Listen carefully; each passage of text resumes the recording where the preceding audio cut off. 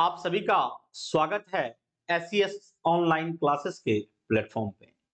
मैं अजित प्रकाश आज आपको कक्षा 12वीं विषय राजनीति शास्त्र के लघु तथा दीर्घ उत्तरीय प्रश्नोत्तर की श्रृंखला में लेकर आया हूं। आप जो इससे मेरा जो पहले पिछला वीडियो था जिसमें मैंने आपको 1 से लेकर के 20 नंबर तक जो अति अनिवार्य प्रश्नोत्तर है उसका मैंने आपको बताया था। आज उससे आगे हम लोग पढ़ेंगे और देखेंगे हमारा जो प्रश्नोत्तर जो परीक्षा के दृष्टिकोण से काफी मायने रखेगा उसको आज हम लोग देखेंगे। चलिए देखते हैं। हमारा जो सवाल है देखिएगा, पर्यावरण संरक्षण। पर्यावरण परिआवरण मतलब चारों ओर का, आवरण तो लेयर, परत, सतह, मतलब हमारे चारों ओर जो भी विद्यमान है हमारा पर्यावरण है उनका संरक्षण। संरक्षण मतलब क्या होता है? उनका हिफाजत, देखभाल, सुरक्षा, यथासंभव सुरक्षा। संरक्षण क्या है? तो हमारा जो सवाल है वो है पर्यावरण संरक्षण क्या है। जवाब लिखे हुए हैं कि प्रकृति से प्राप्त, प्रकृति मतलब क्या? जिसका निर्माण मनुष्य ने नहीं किया है।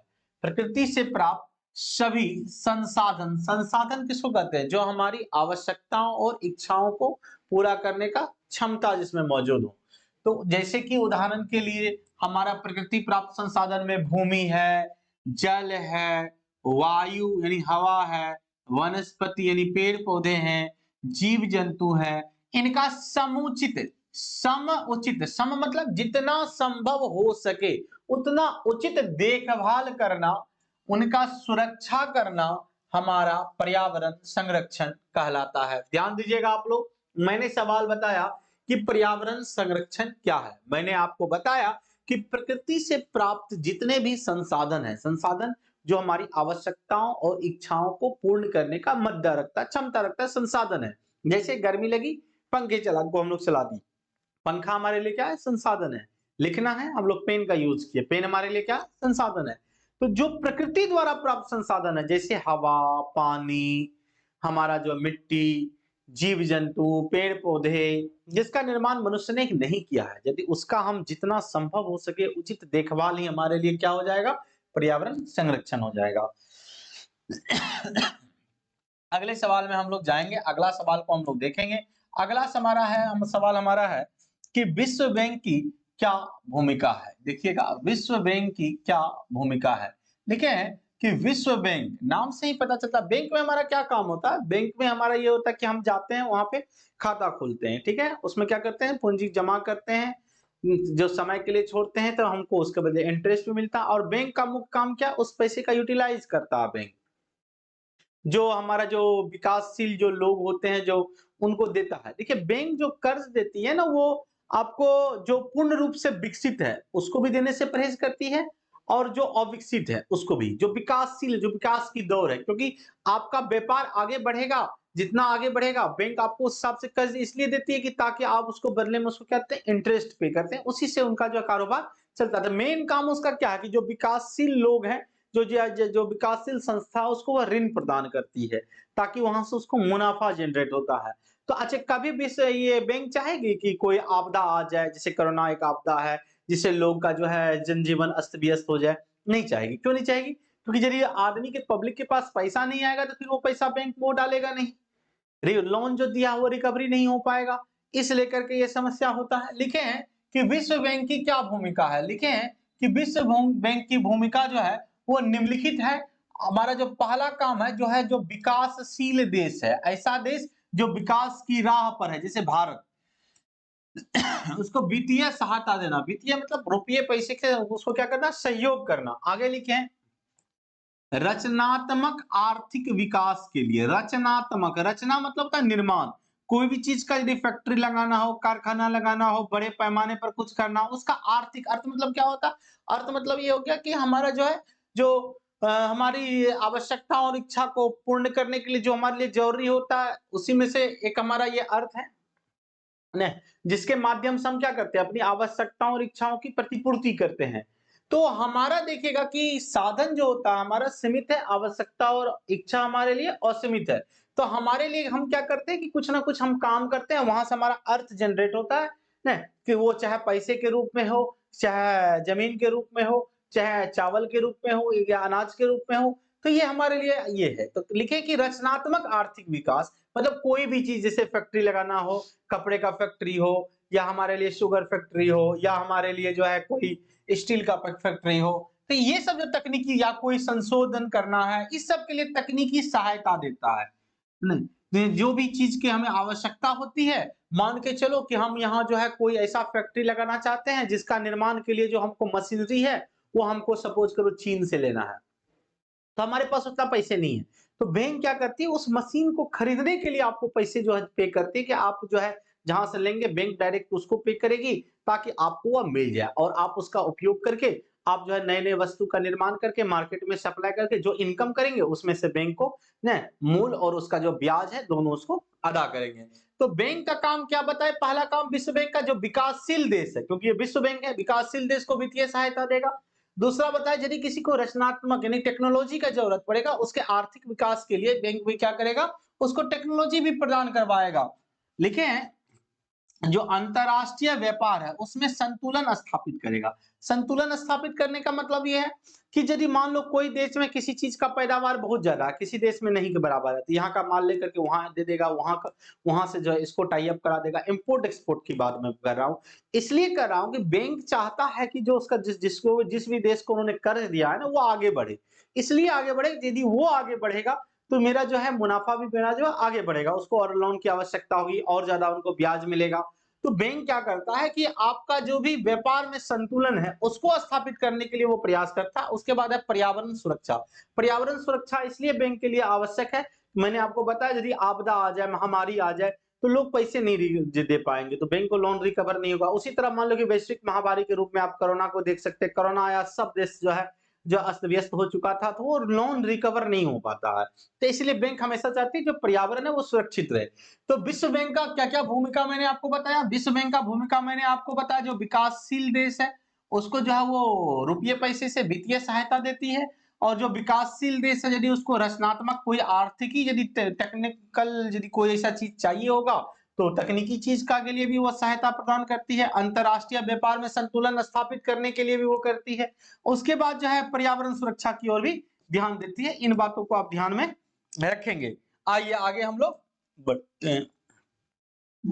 अगला सवाल देखिएगा, हमारा जो अगला सवाल है वो है कि भारत के सभी राष्ट्रीय दलों के नाम लिखें।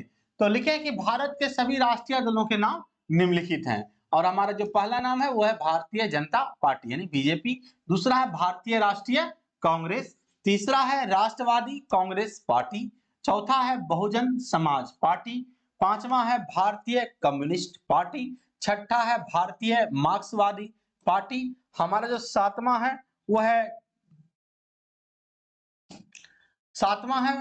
हमारा जो हो जाएगा वो हो जाएगा सर्व भारतीय तृणमूल कांग्रेस, और हमारा जो आठवां है वो है नेशनल पीपुल्स पार्टी। तो उम्मीद है आप इसको ध्यान में रखेंगे, ये सभी हमारे जो है वो राष्ट्रीय पार्टी है। आगे हम लोग देते हैं, हमारा जो अगला जो सवाल है, हमारा अगला सवाल है द्विराष्ट्रीय सिद्धांत क्या है। द्वि मतलब बच्चा क्या होता है, द्वि मतलब होता है दो देशों का सिद्धांत। अब समझिएगा द्विराष्ट्रीय क्या होता है। जब सोवियत संघ का विघटन से पहले क्या था, विश्व में जो विश्व में दो ध्रुवीयता कायम थी, दो धुरी था, धुरी मतलब केंद्र बिंदु। एक का अगुवाई सोवियत संघ कर रहा था तो दूसरा का अगुवाई अमेरिका कर रहा था। दोनों का अपना अपना नीति था, दोनों का अपना अपना नियम था, दोनों एक दूसरे को ऊपर वर्चस्व स्थापित करना चाहता था, पूरे जितना भी विश्व है उतना उस पर अपना वर्चस्व बनाना चाहता था। तो दोनों का अपना अपना सिद्धांत था, इसीलिए लिखे द्विराष्ट्रीय सिद्धांत। देखो लिखे कि शीत युद्ध के समय 1945 से लेकर के 1951 की बात को, जब सोवियत संघ का विघटन हुआ, तब तक विश्व दो खेमा में बटा हुआ था, और एक का नेतृत्व कौन कर रहा था, सोवियत संघ, दूसरा का कौन कर रहा था, अमेरिका। और दोनों का अपना अपना सिद्धांत था, दोनों का अपना अपना नियम था। इसी को हम लोग क्या कहते हैं, द्विराष्ट्रीय सिद्धांत कहते हैं। उम्मीद है आप लोग इसको समझे होंगे। आइए हम लोग आगे बढ़ते हैं और अगले सवाल की ओर जाते हैं। हमारा जो अगला सवाल है उसको ध्यान पूर्वक आप लोग देखिए। लिखिए, स्वतंत्रता के समय भारत के समक्ष मतलब सामने कौन कौन सी चुनौतियां थी। जब हमको 1947 में आजादी मिली थी, तो उस समय के जो तत्कालीन प्रधानमंत्री थे पंडित जवाहरलाल नेहरू, उनके सामने क्या क्या समस्याएं आई थी जब भारत को आजादी मिला था।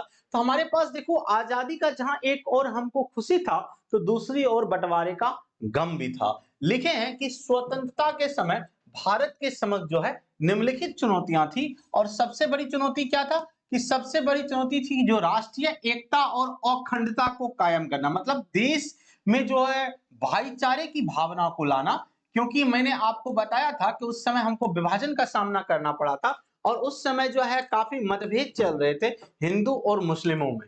नहीं, और लोग जो है काफी इस बंटवारे के बाद काफी लोग बेघर हो गए, इधर से उधर आए थे। नहीं, एक दूसरे के प्रति ईर्ष्या की भावना थी। तो सबसे बड़ा चुनौती ये था कि पहले राष्ट्रीय एकता लाना और अखंडता, और मतलब नहीं खंड मतलब टुकड़ा, खंडित नहीं हो और देश नहीं टूटे, इसको कायम करना। मतलब देश नहीं टूटे, देश में भाईचारा आए, ये मेन बात था। दूसरा बात क्या था, आजादी मिलने के साथ साथ देश का विभाजन भी हुआ, और इस बंटवारे में क्या हुआ, बड़े पैमाने पर हिंसा हुई। नहीं, काफी लोगों को जो है ट्रेन में काट करके भेजा गया। नहीं, लोग जो एक दूसरे पर आरोप प्रत्यारोप करते रहे, लोगों को घर बार अपना छोड़ करके भागना पड़ा।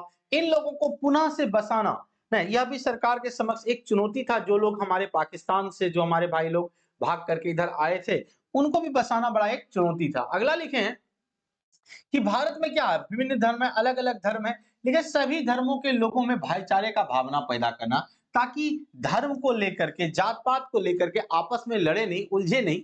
ये सबसे बड़ी चुनौती थी। मैंने आपको बताया कि स्वतंत्रता के बाद भारत के सामने कौन कौन सी चुनौतियां आई। चलिए अब हम लोग अगला सवाल को देखते हैं। उम्मीद है आप लोग समझ रहे होंगे। हमारा जो अगला सवाल है वह है कि प्रत्यक्ष लोकतंत्र से आप क्या समझते हैं। प्रत्यक्ष मतलब होता है सामने से, सॉरी, प्रत्यक्ष प्रजातंत्र से आप क्या समझते हैं। देखिएगा, देखिए कि जब जनता द्वारा प्रत्यक्ष रूप से, प्रत्यक्ष मतलब सामने से, निर्वाचन, निर्वाचन मतलब क्या होता है कि निश्चित तरीके से चुनना, यानी निर्वाचन में भाग लेकर सरकार का चुनाव किया जाता है। जब जनता डायरेक्ट सरकार को चुनती है, हम लोग के यहाँ क्या है, इनडायरेक्ट है, हम लोग प्रतिनिधि को चुनते हैं, प्रतिनिधि सरकार का गठन करते हैं। लेकिन प्रत्यक्ष प्रजातंत्र में क्या होता है, जब जनता डायरेक्ट जो है सरकार को चुन लेती है, तब इस प्रक्रिया को हम लोग क्या करते हैं, प्रत्यक्ष प्रजातंत्र कहते हैं। उदाहरण के लिए स्विट्जरलैंड एक ऐसा देश है जहां की जनता डायरेक्ट वहां की सरकार को चुनती है। तो उम्मीद है आप लोग समझे होंगे कि प्रत्यक्ष प्रजातंत्र से आप लोग क्या समझते हैं। अगला सवाल देखिएगा, हमारा जो अगला सवाल है वो है कि पेरेस्त्रिका क्या है। देखिएगा कि सोवियत संघ के अंतिम जो राष्ट्रपति हुए उसका नाम है मिखाइल गोर्बाचोव। याद रखना बच्चा, ये ऑब्जेक्टिव में पूछेगा। सोवियत संघ के अंतिम राष्ट्रपति कौन थे, मिखाइल गोर्बाचोव। उन्होंने क्या क्या देश में राजनीतिक और आर्थिक सुधार लाने के लिए उन्होंने क्या क्या पेरेस्त्रिका मतलब पुनर्रचना, पुनर् मतलब फिर से नए सिरे से निर्माण किया ना। इसी को हम लोग जो है पेरेस्ट्रिका कहते हैं। लिखे इस सुधार कार्यक्रम के बाद ही सोवियत संघ का विघटन हुआ और नए सिरे से उनका निर्माण हुआ इत्यादि। तो उम्मीद है आप लोग इसको ध्यान में रखेंगे, समझ जाएंगे कि पेरेस्ट्रिका क्या है। तो सोवियत संघ के जो हमारे अंतिम राष्ट्रपति थे मिखाइल गोर्बाचोव, उनकी एक नीति थी जिनका नाम था पुनर्रचना, मतलब सोवियत संघ का विघटन होता है और वहां पर जो है रूस के रूप में उसका उदय होता है। आगे चलिए हम लोग देखते हैं। आगे हमारा है कि श्वेत क्रांति क्या है। श्वेत मतलब क्या होता है, उजला। क्रांति मतलब क्या होता है, चमत्कारी बदलाव। उजला चमत्कारी बदलाव, यानी उजला यहाँ पे संकेत किससे देता है, दुग्ध उत्पादन से। लिखे हैं सन 1970 ईस्वी में ऑपरेशन फ्लड नाम से जो है एक ग्रामीण स्तरीय कार्यक्रम का शुरुआत हुआ। यह सवाल भी आपसे पूछेगा, ऑपरेशन फ्लड किस स्तर का कार्यक्रम है, तो ग्रामीण स्तर का। कब इसकी शुरुआत हुआ, तो 1970 में। इसको याद रखिएगा, 1970 में किसकी शुरुआत हुआ था, ऑपरेशन फ्लड का। लिखे हैं कि इसके अंतर्गत जो है दुग्ध उत्पादन को क्या किया, जोड़ा गया। और दुग्ध उत्पादन को क्यों जोड़ा गया, क्योंकि हमारा जो देश क्या है वो कृषि प्रधान देश है। अधिकांश लोगों का जो है जनजीवन कृषि पर आधारित है और वहां पे पशुचरण में से एक आता है। लिखे हैं कि उस कार्यक्रम में डेयरी के काम को भी विकास के माध्यम से जोड़ा गया ताकि लोगों को इनकम जनरेट हो। लिखे हैं कि ग्रामीण समाज के लोगों को रोजगार के अवसर प्राप्त हो सके और जिससे उसकी आमदनी बढ़े और गरीबी क्या हो सके, दूर हो सके। लिखे दुग्ध उत्पादन के क्षेत्र में आए इसी क्रांति को ही हम लोग क्या कहते हैं, श्वेत क्रांति के नाम से जानते हैं। कहने का अर्थ है जो ग्रामीण स्तर पर लोगों का इनकम बढ़े, इसके लिए सरकार द्वारा जो है 1970 में ऑपरेशन फ्लड नाम का एक ग्रामीण स्तरीय कार्यक्रम चलाया गया, जिसमें डेयरी को जो है मुख्य रूप से जोड़ा गया ताकि लोग जो है, हमारे किसान भाई जो है, हमारे ग्रामीण क्षेत्र के लोग जो है वहां से मुनाफा कमा सकें। अगला देखिएगा, लिखे सुरक्षा परिषद के गठन की विवेचना करें। लिखे सुरक्षा परिषद जो है संयुक्त राष्ट्र संघ यह देखो सुरक्षा परिषद किसका अंग है? संयुक्त राष्ट्र संघ का अंग है। लिखे कि सुरक्षा परिषद संयुक्त राष्ट्र के 6 प्रमुख अंगों में से एक है, जिसका गठन द्वितीय विश्व युद्ध के दौरान सन 1945 ईस्वी में हुआ था। तो बच्चा एक सवाल और बन गया, सुरक्षा परिषद का गठन कब हुआ? तो सुरक्षा परिषद का गठन 1945 में हुआ और सुरक्षा परिषद संयुक्त राष्ट्र की कार्यपालिका के समान है। कार्यपालिका, कार्य मतलब काम, काम उस मतलब वह जो है संयुक्त राष्ट्र का एक तरह का अंग है, हिस्सा है। लिखे हैं कि इसके 15 सदस्य होता है, 15 सदस्य में से 5 अस्थाई होता है जो कभी नहीं बदलता, लेकिन 10 क्या होता है? 10 अस्थाई होता है। तो बच्चा यह सवाल भी पूछा जाता है कि सुरक्षा परिषद के कुल कितने सदस्य होते हैं? तो सुरक्षा परिषद के कुल 15 सदस्य होते हैं, इसको याद रखना, यह सवाल काफी बार पूछा गया। सुरक्षा परिषद के अस्थाई सदस्यों की संख्या कितनी होती है? तो सुरक्षा परिषद के अस्थाई सदस्यों की संख्या कुल 5 है। सुरक्षा परिषद के अस्थाई सदस्यों की संख्या कितनी होती है? सुरक्षा परिषद के अस्थाई सदस्यों की संख्या कुल 10 है। न लिखे हैं कि 5 जो अस्थाई सदस्य हैं, यदि उनका यदि बात करो तो उनमें अमेरिका आता है, इंग्लैंड आता है, फ्रांस आता है, चीन आता है, रूस आता है। ध्यान रखिएगा, यदि पूछ दे कि सुरक्षा परिषद के अस्थाई निम्नलिखित में से कौन सुरक्षा परिषद के अस्थाई सदस्य हैं, कौन नहीं है, इस तरह के ऑब्जेक्टिव पूछे जाते हैं, तो आप क्या याद रखेंगे? अमेरिका 1, इंग्लैंड 2, फ्रांस 3, चीन 4 और रूस 5। ये 5 अस्थाई सदस्य देश हैं, लेकिन 10 अस्थाई सदस्य देश हैं जो महासभा के द्वारा 2 वर्ष के लिए चुना जाता है, फिर 2 वर्ष के बाद फिर से इसका चुनाव होता है। तो आप इसको ध्यान में रखेंगे। हमारा जो अगला जो सवाल है, आज का यह अंतिम सवाल है हमारा कि मैकमोहन रेखा क्या है? लिखे हैं बच्चा कि मैकमोहन रेखा जो है भारत और चीन के क्षेत्र में का जो सीमा रेखा जो है उसको निर्धारित करती है, यानी तय करती है। मतलब मैकमोहन रेखा यदि पूछ दे किन 2 देशों की सीमा रेखा है, तो मैकमोहन रेखा जो भारत और चीन की सीमा रेखा है, ध्यान रखना। लिखे कि इस रेखा को जो है सन 1914 ईस्वी में भारत, चीन और तिब्बत ने मिलकर के सर्वसम्मति, सर्व मतलब सभी का मत था, सबने बराबर रूप से इसको स्वीकार कर लिया। लिखे कि इस सीमा रेखा का नाम हेनरी मैकमोहन किसके नाम पे पड़ा है? मैकमोहन रेखा किसके नाम पे पड़ा है? हेनरी मैकमोहन के नाम पे पड़ा है। हेनरी मैकमोहन कौन थे? हेनरी मैकमोहन जो है उस समय भारत के तत्कालीन अंग्रेजी सरकार के विदेश सचिव थे और उसी के नाम पर जो है मैकमोहन रेखा का नाम पड़ा है। तो उम्मीद है आप लोग यहां तक सारा कुछ समझ गए होंगे। मिलते हैं हम लोग नेक्स्ट वीडियो में। हमारा जो अगला जो वीडियो होगा जिसमें हम लोग 31 से 40 तक के सभी लघु उत्तरीय प्रश्नोत्तर को समझेंगे। तब तक के लिए आप सभी को शुभ स्नेह, शुभ आशीर्वाद, धन्यवाद।